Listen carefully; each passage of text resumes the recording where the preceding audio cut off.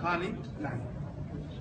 وزوجتك يا أحمد ابنتي بسمة على المهر المسمى بيننا على ما في كتاب الله وسنة رسوله صلى الله عليه وسلم إمساك بمعروف أو تسريح بإحسان والله على ما أقول شهيد.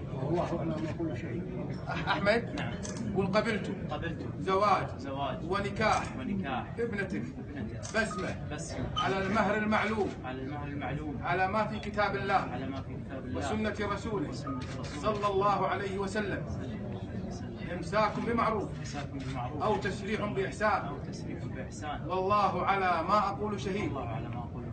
طول العمر صاحب السمو شاهد سمو العهد شاهدين. يا أخ هاني زوجت بنتك بسمة لأحمد قبلت يا أحمد؟ مبروكين إن شاء الله. مبروكين إن شاء الله.